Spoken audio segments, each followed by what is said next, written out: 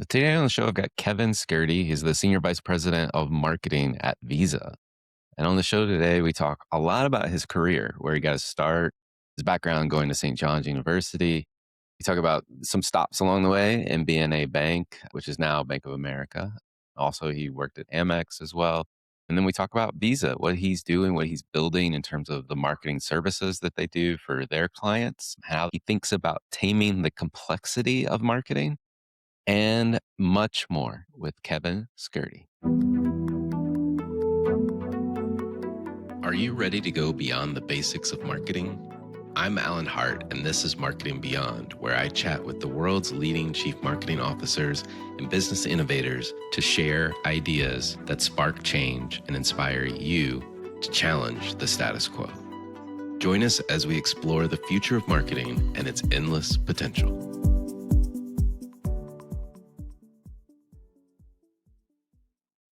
Well, Kevin, welcome to the show. Thanks for having me, Alan. I'm really excited to have a conversation today. Yeah, me too. Me too. Before we get into talking about your career and background, I do have to start at this one place because I hear you have or you used to have a fear of flying, but I'm trying to reconcile that because you worked in the travel industry at one point. So Yeah, that's tell me correct. about this. That's Yeah. correct. So early on in my tenure from career and even before, hated to fly. I was actually petrified. And when I got married, my wife and I got married, she has family in Italy. So her dream was for us to go to Italy. And I was like, it's not happening because I don't like to fly. I'm petrified. So it needs to be a car or we need to go on vacation where it's accessible, not by plane. So I'm about 9 years into my career journey, and it was time to make a pivot from where I was and move in. I really wanted to get into American Express. So I had applied for this job, really excited about it, went on the interview process, and I got the offer. And it was in American Express travel. Came home, told my wife, I was like thrilled. And she's like, that's awesome, but you don't like to travel. You don't like to fly. Like you're petrified. Like literally, if you get on a plane with me, you won't let me go up to go to the bathroom. You make me sit there. I mean, that's how bad it was. And I realized, I was like, okay, well, I really wanted the job. The job was really cool. So I got no choice. And it kind of leans into my philosophy around experimenting and getting yourself comfortable in the uncomfortable. And this certainly was going to be an uncomfortable moment. The first time I had to take a flight for work, I remember it vividly. It was August 2005. So almost 21 years ago. And I had to fly to Phoenix. And I kept my wife up the entire night before because I was so worried. I'm like, I'm gonna fall out of the sky. I don't know what's gonna happen, but I was petrified. And obviously I'm here 21 years later. And my job actually helped me get over a personal fear I had and something I was super uncomfortable with. So like the key moments for me, and I've now traveled all over the world. I call it a privilege because it absolutely is a privilege, both for work and personally. I get to see all parts of the world, and it's an amazing thing. So I'm super glad I got over that fear. We've been to Europe many times as a couple, as a married couple, and I think my wife is very happy with me that I got over that fear. But there's three things: be comfortable in the uncomfortable, be willing to take an experiment. Like your career is a lot, and I know we might talk about this. Your career is a lot about experiments, and then I think the merge of your personal life with your work life, especially nowadays, it blends together, right? Mhm. So obviously I travel a lot for work, but personally when I'm on the road, I do get to enjoy things, and see different sites that I wouldn't have seen without maybe having this part of my professional career. So yeah, so I'm over it. There are days when you're bouncing around in the air and you hit that turbulence that it does, it is a white knuckler and you do get a little nervous again, but I've learned to figure it out and overcome it, which is exciting. Yeah, no, that's awesome. One of those white knuckle events recently. I was coming out of Denver. Denver's always a little bumpy when you come It out is of always bumpy over the with the Rockies there. mountains. Yeah, and but the pilot comes on beforehand. He's like, it's gonna be about 40 minutes of turbulence. Oof, oof. Yeah. Yeah, and so it's one of those. You're like, oh, is this ever gonna end? It's when they tell the flight attendants to take their seat and then they don't say anything afterwards that you're kind of like, Right. what is this going to end soon? Like in a good way, not a bad way. Right, So right. Yeah, exactly, exactly. Well, I'm glad you're actually, traveling the world and enjoying all the things that travel brings to you. Let's talk about, like, how you got your start. You are now the Senior Vice President of Marketing at Visa, Head of Marketing Services, but how'd you get your start? What were some of the other stops along the way? Yeah. I would say it was an interesting start. The beginning might have been a little bit hard, but what I realized quickly, I used the word experiments before. What I realized quickly is to figure out what motivates me, figure out where I want to go, and figure out how to get into more of, an executive level role. I had to build a really strong foundation. If I look at what I do today and the role I have today, I don't think I would be as successful or as comfortable in the job, in the leadership position that I am today without having some pretty pivotal moments along the way. And I truly experiment, especially in the beginning, because I felt there were areas that I need to that I knew were my strengths, but I felt there were areas I needed to develop. So starting with MBNA Bank, a lot of people don't know who MBNA is because they were bought by Bank of America in 2005. But at the time I joined them, they were the largest credit card issuer. And if I think about the moments at MBNA, it was about execution. They were phenomenal in sort of delivery and execution. It was about speed to market. And it was like, they were always like, don't ever say it can't be done. Just figure out how to get it done. They were big into service. They had this thing called two ring pickup. It was all about customer service, and I learned that that's a truly important thing. If you don't service your customers correctly, you're going to lose them. You're not going to retain them. And that's where I started to learn about experimenting and taking jobs that I didn't think I was equipped to take, but other people realized that, hey, I could be good at these jobs. Then I moved to American Express, and that was truly about a little bit of a different skill set. It was about building a world class product. They were very much about the loyalty side, top of wallet, really making sure the benefits that they put in market were going to be used and they were going to be relevant to the consumer. So that was a good learning for me. And they were about precision. And that's also where I started to become an operator because I ran a couple different small businesses for them. Not small business in the sense of how you define small business, but a smaller business for them Mhm. in the context of the company. And I truly began to figure out, hey, being an operator, being a GM in the lens of marketing, but also outside of marketing when it relates to partnerships, really motivated me. It was something I really got interested in. Then I had an opportunity to start a company in 2007 to 2010. It was a pure startup. We started a credit card company, and I think a key learning and moment at that point in time, it was about doing a lot with a little. We had funding, we were well backed, but we were also in the middle, a year later after launch, we were in the middle of a financial crisis and we wanted to keep going. And it was like, okay, how do you reinvent yourself at a time where it's super complex and it's super scary? And how do you operate with a sense of urgency? Because you don't have time. You gotta succeed. Otherwise your doors are going to close pretty quickly and you got to be creative on how you do it. And then the last one is Visa. I joined Visa in 2016, and I think there's three things there. One, I came in and there was a huge opportunity to focus on leadership. Leadership is really important to me. Building right cultures, building good performing teams, high performing teams, people, relationships, to me, are the keys to a lot of times to your success. It's not just about what you do, it's how you work with people. So that was number one. And then we had to reinvent where we are today. It wasn't what we're due today, didn't exist 10 years ago. We built that, we reinvented it, and then we scaled it. And now we're sort of we're a business that is really growing and really important to the company. I love it. I love it. A lot of lessons, if you will, that you picked up along the way. One thing you keep coming back to is this notion of experiments, and you've highlighted some of them, but what is it about an experiment as you think about it? Like, how do you, um, I guess maybe an easy question, a layup is like, do you know you're in an experiment when you're starting an experiment? Or I don't think you always realize it, especially early on. Now yeah, maybe so because you've kind of after 20 almost 30 years, geez, that's a big number. Almost 30 years of working, you're guided by your experience. So you start to know it a little bit better, but you don't always know it and you don't always understand it in terms of the outcomes, good or bad. And honestly, sometimes the bad outcomes are just as important as the good outcomes in terms of your experiments. And I could talk to that a little bit. Um, you know, I I think of a couple different experiments that I took not intentionally in my career. First one was early days at MBNA. I'd started in, so what happened was I was really wanted to be in sports marketing. That was kind of like my aspiration. Studied it in college. I worked at the Knicks in the Garden as an intern. It was awesome, but it was a hard industry to break through coming out of college. Really, really difficult. So I kind of just had to take a job to kind of start my career and start to gain some experience. And I got an opportunity to go to MBNA through a relationship of mine.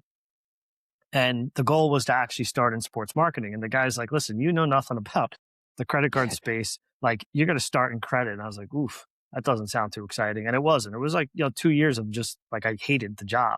But I had this purpose that I wanted to get into the sports marketing world, which was kind of my intent, where I wanted my career to go. And when I was in credit, one of my leaders came to me and she's like, I actually think you should go to risk. I was like, risk? Like, I would like, I'm like the furthest thing from risk. Okay. But she's like, you got a really good mindset. There's this job in risk. It's like a risk called risk analyst. Basically what they do is they try to figure out how to predict who's going to go bad, right? From a credit Mm, standpoint, how to predict delinquency and charge off, and then create strategies around that to minimize the impact to the company. And I was like, you're just like getting further and further away from where like I think I know my strengths and weaknesses. right. But she's like, just call the person, the hiring manager, and apply for it. I was like, okay, well, if you're asking me, because I still hadn't gotten the opportunity to call for sports marketing yet. So I was like, I might as well. So I did, Right. and I got the job, which was like, I can't believe I got this job. And I remember going home to my wife. I'm like, I'm so not qualified. I look at the people around me. These people are so much smarter than me. They're so much more analytical. And it was actually one of my favorite jobs. I had to work harder than probably everybody sitting at the table because it was like a definite development and a learning curve for me. But I absolutely loved the job. And I think where I found my strength in that job is my ability. Like, I wasn't the number analytical guy that was sitting next to me who was like so ridiculously smart. But when I took the information and I built the strategy and I learned how to code and I did all that, and then I brought it into our executives and translated it and presented it, I think that's where the strength lied. And I realized, like, okay, I have a really good opportunity to take complex things, make them digestible, and explain that to our business executives. And that's one way of doing that is in risk, could be finance, it could be lots of different ways. And it's funny, one of the folks that worked for me a year or two ago said that. She's like, you have a unbelievable way of taking something super complex and just making it really simple. And that was kind of the first experiment that led to me to realize there's more things out there than what you're just focusing on. And this could be helpful even when I get into sports marketing. A second one was I finally got into sports marketing, and I was doing, because of that role, actually. That's the funny thing. I got into sports marketing because the executive calls me. He's like, hey, I didn't realize you learned how to do all this stuff. We actually need someone that could be more analytical in marketing and sort of do the analysis and the measurement and the impact. And he's like, I'm going to bring you on. So that's how I got into sports marketing, because of the risk role. Never, like, I probably would have taken a lot longer to get into sports marketing, but the risk role got me in. And when I got into risk, they're like, hey, can you do some finance stuff for us too and manage the expense budgets? And I'm like, sure, not my scope, but sure, did it. The CFO for the card business is like, a year and a half later, 2 years later, he's like, hey, I kind of want you to come over purely into finance and run profitability analysis. I'm like, again, this is kind of weird because I don't know this stuff. So I took it. I actually did a job swap with another guy who I became friends with and still very close to in this time. And it was like another moment where I was like, I didn't believe in myself. Someone believed in me, probably had some blinders on of my strengths and my weaknesses, went in, and I loved the job. And honestly, that job, if I didn't do that job, I don't think I could run as successfully as I run this business today and understand the intricacies of a P&L and L and how to manage a P&L. So those are like two positives. One negative, and this is like an important one, but when I was at American Express, this was that travel role that I took. I was loving it. It was such a great job, a lot of fun. But I wanted to get promoted to director. I had two young kids at the time, and I was like, I could use more money, and I also want to move up in my career. So I went and applied for a job, and it was like director of business development over in our network area. Mm, And like, when you know something in your gut, and you're like, it just doesn't feel like it's going to be a good fit. But I kind of kept going, and I knew I was going to get the job just because of the experience that I had. It was not to be arrogant, but like I Right. had what they were looking for, and I got the job. And day one on the job, I came into my wife and said, "This was a mistake." And I took the job money over passion and motivation. And that was Right. when I knew, like, never ever put money in front of my passion. So, like, three different experiments with very different outcomes that gave me a lot of good insight into my career and how to continue to navigate my career. Yeah, those are great. Those are great lessons. Well, let's talk a little bit about your role today. So You bet. within Visa, tell me a little bit about the org that you run and what you've been building. Yeah. So think of Visa marketing into like three buckets. You got the work we do from our brand consumer, and how we kind of go to market. You might see a post on Instagram or TikTok. You might see a TV commercial within the NFL. Then you have B2B. We market to our clients. And then there's what I lead with so many great people around the world, which is marketing on behalf of our clients. Our job is to get up every day and help our clients grow their business. Our job is to help them improve their marketing practice. So, what we've done is we've had a world class organization for a long time. We are one of the number one payments brands in the ecosystem. Putting that all together, we were sort of able to package that up and bring the best of the best, inclusive of our expertise and our people, and go to our clients and say, "Hey, we can help you." That could Mm. be building your brand, right? From a product standpoint, that could be driving new cards, getting those cards to be top of wallet, getting those customers to be loyal to, using our sponsorship properties, our creative expertise, our media expertise, our insights, our data. And when we put that all together, we have such a powerful value proposition. And we've built this unbelievable engine where our clients are starting to become truly dependent on us. So you can look at us as consultants, you can look at us as an agency.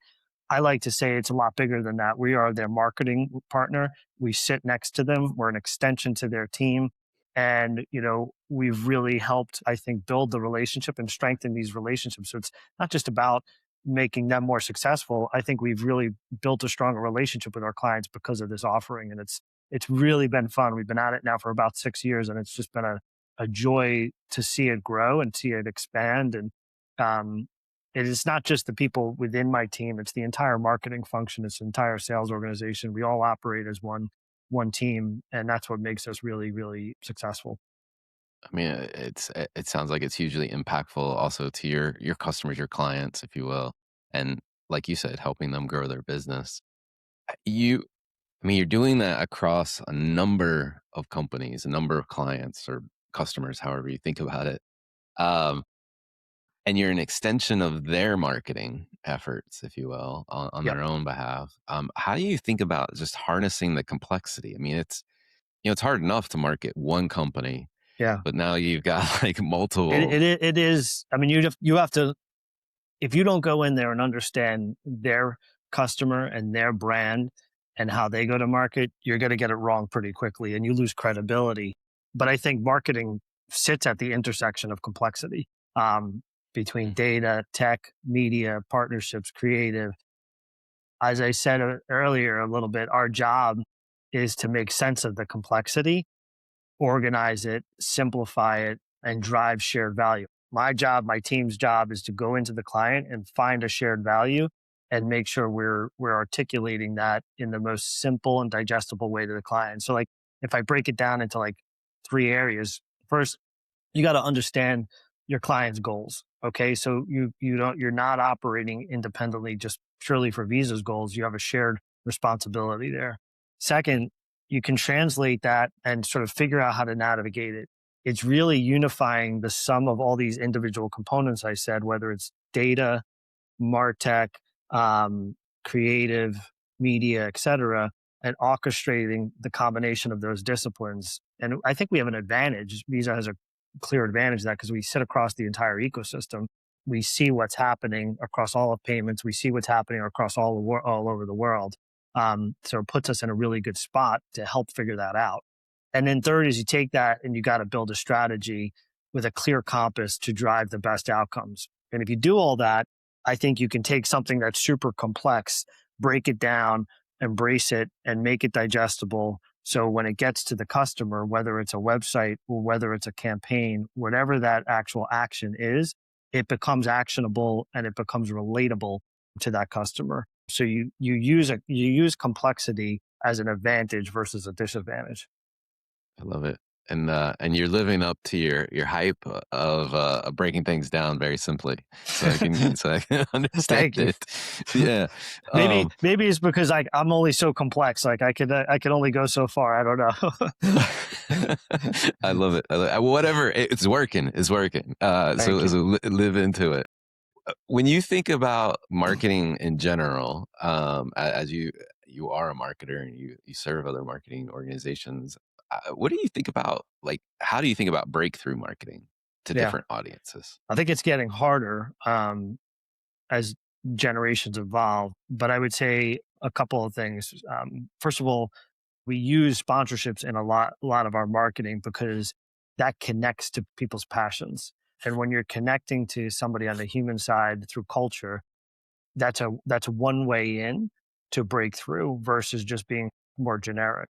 You have to figure out what motivates people, what's in their mindset, what matters to them, um, what are their interests, how are you hearing and seeing them individually and understanding their values? Because if you, especially, I would say for the Gen Z, the Mm, audience, they become very focused on their values and making sure the marketing that you put out there connects to who they are.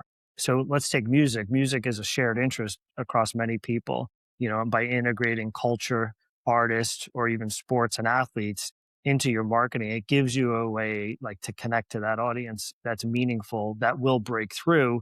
And it's not always about what you say, but it's about delivering those experiences. People now, especially both the affluent and Gen Z consumer, are more focused. Years ago, if you celebrated your birthday, it was about what you got in terms of a mm, tangible gift. Now it's about what are you going to do? Like what event are you going to go do? So, like for example, for my birthday, my wife always takes me to a basketball game because she knows that's a passion of mine, right? mm, So if you market an athlete to me via basketball or the Knicks, like that's going to connect with me really well. So as you learn more about the consumer and their values and interests, you absolutely can break through. Doesn't mean it's not easy, doesn't mean it's not hard, but that's really, I think, the way we've sort of approached it, how we've talked to our clients about it, and how I see, like, the younger generation. I have two kids in college. That's how I see them interacting through culture.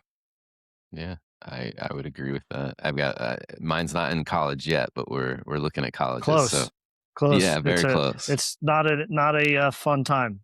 It's fun once they're in college. That process to get there is a little bit overwhelming. Yeah, it's a marathon. It's a marathon, that's for sure. Well, as you think about marketing, like, where do you see the next frontier in terms of marketing for you and at Visa and more broadly as an industry? Where are we headed here? It's a hard one to answer. I think obviously AI is going to be really important as we go forward. But AI is evolving every day, almost really difficult to keep up with. And as you think about MarTech, and personalization and social media, social media sort of is the gravity, the center of gravity for Gen Z. My kids, your kids, they grew up Mhm, in a digital world. They communicate. It's easier to communicate with my son sometimes on Instagram than it is through. My one son won't even text me back. My other son, he'll text me back, but the younger one, sometimes it's easier to hit up a post on Instagram or another platform because it's something that they share interest in. mm, So we connect very much so in basketball. We trade a lot of communications through basketball, but campaigns, the notion of just sending out a campaign is changing, where you now need to be more continuous. You have to have a continuous relationship with that consumer, and it's more about journeys.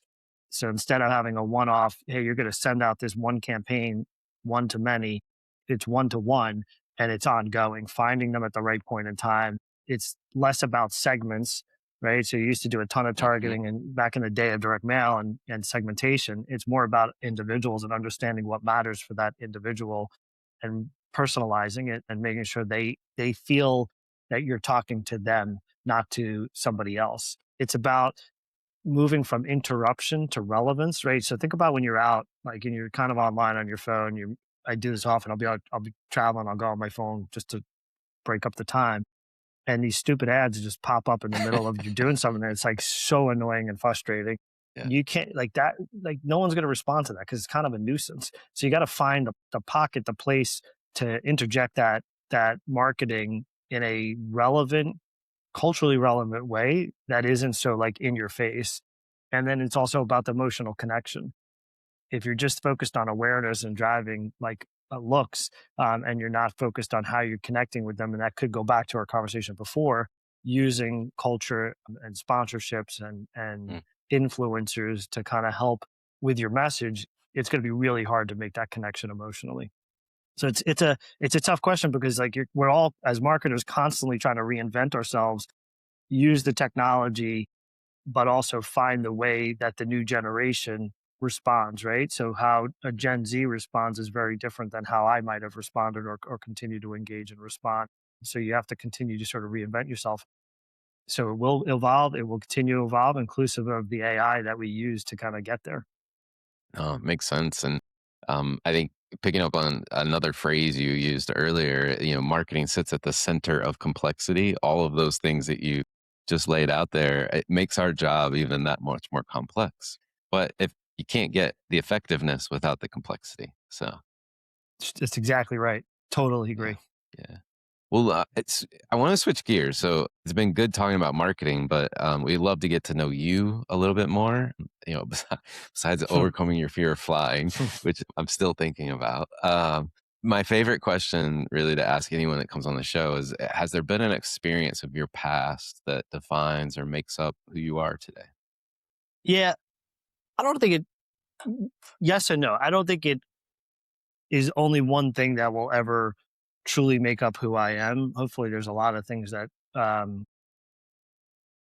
got me to where I am today. But I think there was a defining moment in my life early on in my career when I was when I was in school. As I mentioned, I had a huge passion to go into the sports marketing industry. I think a lot of people do, and back then it was new. It wasn't as structured as it is today. It was more of a newer course, newer career, newer major in the university. On top of that, I had a very strong goal of going to law school. Wasn't sure if I actually wanted to be like a pure lawyer to say, "Hey, just go in and do a corporate law or whatever." But I felt like the law married with the sports marketing background could Hmm. take me a lot of different directions. And that's, if I worked at whether it was a team or a stadium, arena, whatever it would be, I felt like the law degree would be super helpful. So, of course, I applied. I went to St. John's University undergrad. My dad worked at St. John's, so there was no other place I was going to go because he spent 40 years there. And I applied to St. John's Law, had great references. Um, I was on the edge of my LSATs. I wasn't always the best test taker. So I was on the edge. I was like really on the edge, close enough to get in, but close enough maybe to also get, rejected. But I said, you know what? I'm close enough. I had some good references, including one of the board members. And when I got the letter that I didn't get in, that was a really tough moment, for a couple Yeah, reasons. One, what am I gonna do? Where do I go from here? Because this was my map, this is kind of my, my compass was like, this is right. what I told myself I had to do. So there wasn't a plan behind this. It really, I said to myself, "Okay, pause on the law school, because it doesn't mean I can't go to a different law school."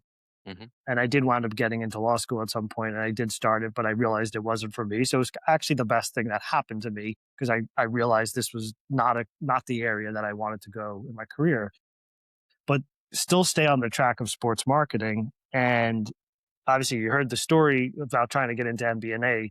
Like, I worked in sports marketing for like 2 years, I think, and that was it. Like, there's always been a component of sports, Hmm. for throughout my career, especially now because we deal with the Olympics, we deal with FIFA, but I don't work in sports marketing, and I love what I do.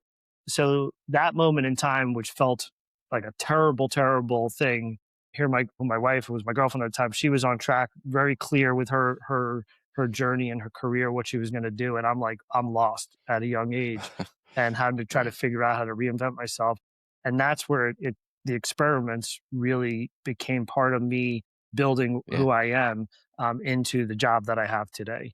Because you, in the job that we have, like, listen, if you're going to go be a lawyer, it's a very much more defined. If you're going to be a teacher, it's very defined. If you're going to be a nurse, it's very defined. If you go into the corporate world and you're a marketer or you work in the payment space, it's almost very undefined in a lot of ways, but that's good and bad. It's good because you can do a lot of different things. It's bad because you got to figure out your journey and how to navigate, how you want to move up the ladder, how you like where you want to go, where you don't. And the experiments allowed me to do that. And I couldn't be happier.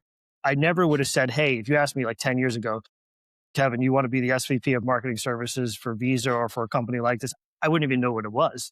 But I absolutely wholeheartedly get up and I love my job every day. I love the people I work with. I love the ability to go help clients and have an impact. I love the fact that we've built this business and there's so much value to it.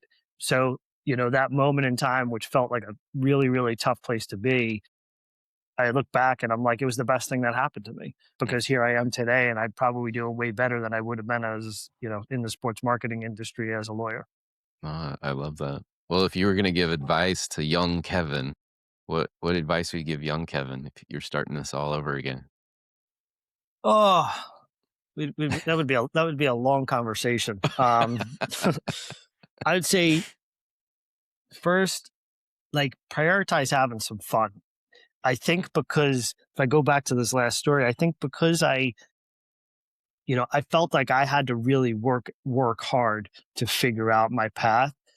I invested a lot of my time into my career and work. And if people ask me now, like, oh, what's your hobby? I'm like, I'm actually not, besides like trying to play golf a couple times a year, maybe exercising here and there, watching sports, like I've put so much into my career and my work, which is not a bad thing. But I think if I could go back, I would say, hey, prioritize some fun along the way. Have some fun and prioritize your well being because that's really, Yeah. really important. The second thing is be patient. I had so many moments, but when you're early on, you're looking so far ahead and you're trying to think about, okay, what's the big moment that in your career that you're aiming for? Like live in that moment at the time and take that opportunity. And the third thing is like learn, learn, learn. Be that Mm. sponge and just keep learning because when you do that, A, you'll enjoy it more in the moment, but B, as you get to the moments that I'm in today, you'll sort of be much more equipped and prepared for No. Well, speaking of learning, you're nailing my next question. What's one topic you're trying to learn more about yourself? it. This is an awkward one. Retirement. I'm like, what's the next chapter? I've got ways to go, but it's not that far off, right? Considering Right. how many years I've been working, and how do like you go from this high paced, high pressure role into that next chapter. And that next chapter might not be full retirement, but like it might be Mm. something different. And when is that? And then when you do retire, how do you actually get into the position of not actually getting up to go to work every day? And like what does your life look at? What is your purpose in life in those two chapters? Because your whole purpose for the last whatever many years has been working and building your family and supporting your family, right? I think that's where we all sort of when we have kids and we all Mhm. start to think about, and I remember seeing my father retire probably about 15, 16 years ago, and like hard worker, had a great job, high profile job, a lot of pressure, and he retired. I'm like, that's it, it's done. Like nobody talks to you anymore. It's over. Like you just go from like getting up and working 5, sometimes 6, 7 days a week, out at nights, traveling, and then all of a Yeah. sudden you're getting up to make yourself some bacon and eggs in the morning, and then you're going to think about what you're going to do for the rest of the day. That just seems really different. That seems really strange. So it's like, it's been on my mind because I'm like, okay, what does that in 10 years look like for me? What is, how Right. do I make sure I'm making an impact and creating some type of, um, I guess impact is the best word Mm. and sort of motivation for me every day outside of the workforce. Yeah. I'm not there yet either, but you just gave me a bunch of anxiety as I heard you talk about it because it's like it's almost like because I'm probably like you too. I don't have that many hobbies. Really any real hobbies. I exercise, things like that that you described, but like that notion of like the wheel just grinding to a halt, like ha- now I'm like, what do I? What do what do you you do? do? Like, Yeah. yeah, yeah, yeah. I have to Whew. think many people in our positions like that. It's a real thing. It's a real Yeah, thing. yeah, Um, our jobs are complex, and years ago, you come home from the office, and it wasn't the ability to keep working. You come home from right. the office, like you don't stop working, and it's okay. It's just part of our. That's why I say work, career, and personal life have blended together Yeah. um, in this day and age. But yeah, it's an interesting one. We'll see where I Yeah. land. Well, I'm gonna call you when I get a Call me little in 10 years, closer.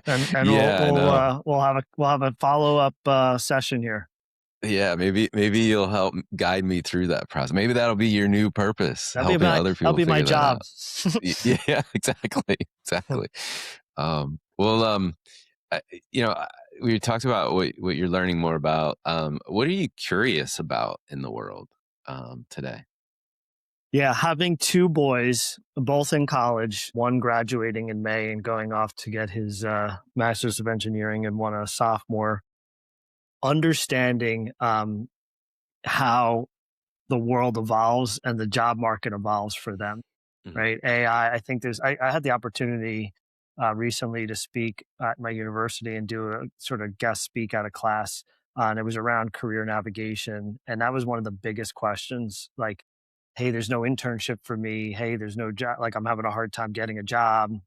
Really worried that AI is going to change or replace my job, and seeing my having two boys kind of getting ready to go into the workforce my older one really soon, the younger one a few years from now. What is that going to look like for them? Mhm. How are they going to navigate their career? And going to be very different than how I navigated my career. And the one thing I told them recently, I said, listen, you need to embrace AI, because if you don't, you're going to be left behind.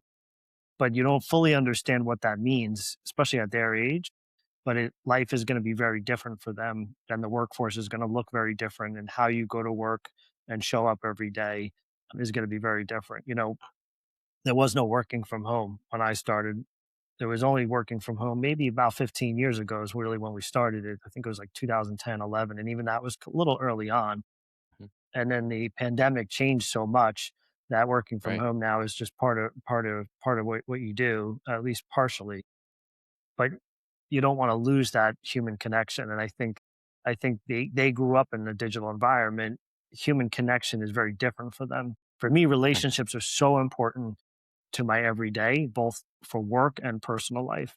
And every job I have had, except for one, has been through my relationships. And I think relationships for them has to become important, and they can't let technology get in the way of the relationship. And so we'll see where it goes. But that's I've been helping them try to figure out how to navigate this sort of complex environment, which is going to be very different for me at my age versus for them. Yeah. No, it's so true. So true. Very poignant thoughts too. Just like what's going to matter in the future. And that I agree. I wholeheartedly agree with it. Like relationships. I mean, as long as we're still operating as humans, like relationships are going to matter. So, Yeah. But I don't see that as a priority in a lot of places, uh, which um, yes. Hmm. I think is it's a missing art in a lot of ways. Again, like I go back when I started my company, this credit card company called Partners First in 2007. We had a great idea. It was sort of like we were trying to. I guess you could consider we were a fintech and didn't realize we were a fintech at the time because it was all sort of digital, and it was like doing affinity based marketing. So it was kind of MBA, but focused on the medium, and the smaller of groups, because all the big banks were getting out of the medium and smaller groups. So we saw a market there, and it was a good demand, good opportunity. We were kind of maybe a few years ahead. And unfortunately, the market crashed right a year later. And so I was responsible not only for marketing, but I ran our operations, and I ran the relationship with TSYS, our payment processor. Mm, And I remember my boss, who's the CEO from day one, because me and one other guy built the operations and spent a lot of time down in Columbus, Georgia. He's like, you need to be down there every week. This is once we got it built. We spent 4 months down there together. And then once we got it built, he's like, you got to go there every week. And I was like, how? Why do I got to go there every week? I'm like, it's Columbus, Georgia, first of all. And it's not easy to get to from Delaware. I got to right. fly, I got to drive. And he's like, trust me, you got to build that relationship. We need them. They're the backbone of our company. I said, okay, I'm going to listen to you. You got a lot more experience than I do. And our owner called us, the guy that funded us, October 2008, because we had a trigger in the contract. And in 2 weeks, the trigger was going to kick in. And what would happen is if the trigger kicked in, we would be on the hook for 7 years with TSIS and our penalties would be massive, right? Mm, So that works if you're a scaled company. We're a year into this business and the market crashed, so it doesn't work for us.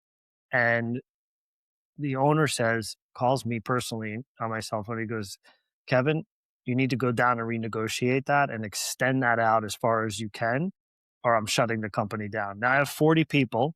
We've built it from 7 people to 40 people, and you have a personal responsibility for those people, right? It's scary. I remember coming home to my wife and going, okay, this is on me. So I flew down to TSIS the next week, and I sat with one of the senior executives who, was much older gentleman than I was. I was fairly young at the time. And I said, Bill, I said, you don't have to do this.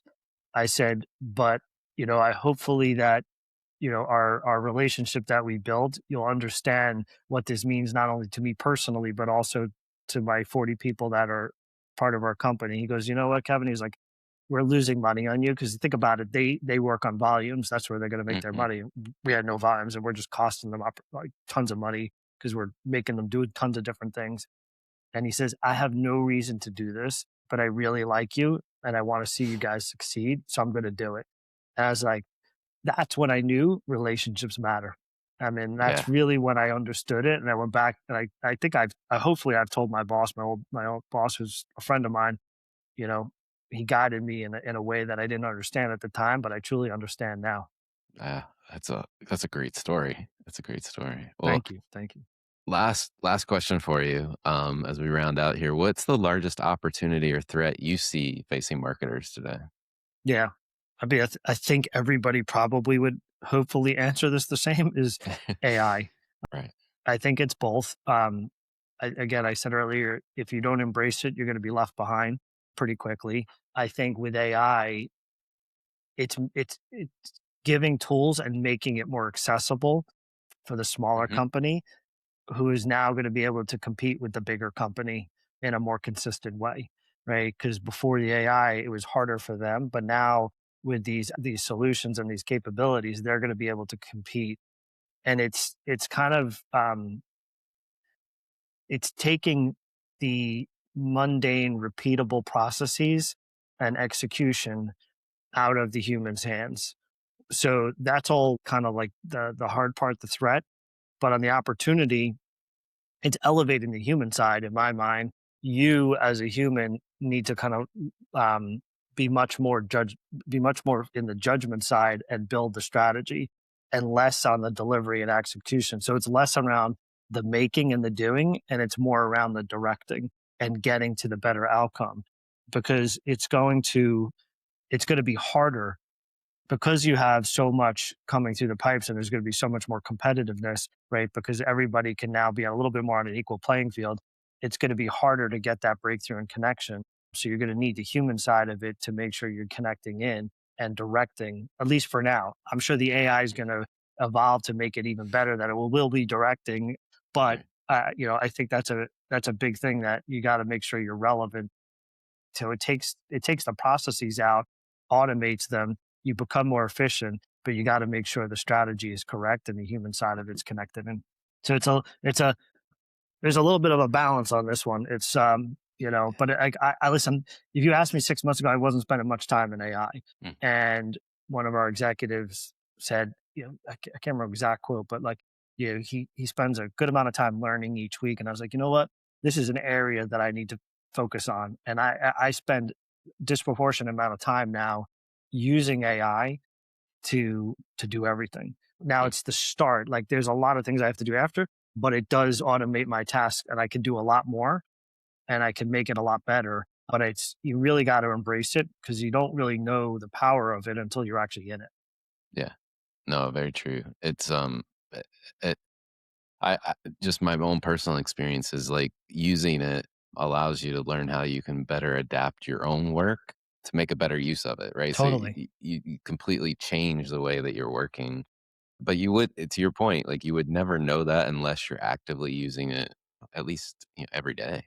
And I will say from when I started a couple months ago to now, for Mhm. you're the technology's better, the Oh, the yeah. the models are better, but you also start to become conditioned on how, like, in the beginning you might have put a basic prompt. Now you're like Right. actually talking back and forth.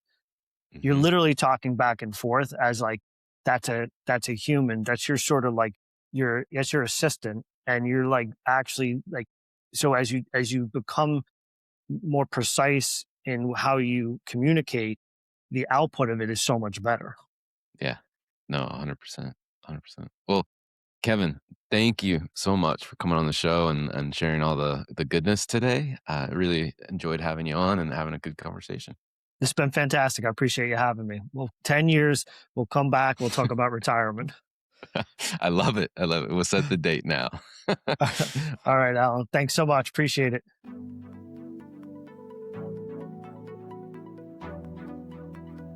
Hi, it's Alan again. Marketing Beyond is a Deloitte digital podcast. It's created and hosted by me, Alan Hart, and produced by Sam Robertson. We have even more cutting-edge marketing insights headed your way. Be sure to subscribe to our channel to stay up to date with our latest episodes. I love hearing from listeners. Share your thoughts about the episode, the topic covered, or the show by commenting on this video or emailing me at marketingbeyond@deloitte.com. If you're interested in more conversations with industry visionaries, we invite you to explore other Deloitte Digital podcasts at deloittedigital.com/us/podcast. There you'll find the Marketing Beyond webpage with complete show notes and links to what we discussed in the episode today. I'm Alan Hart, and this is Marketing Beyond.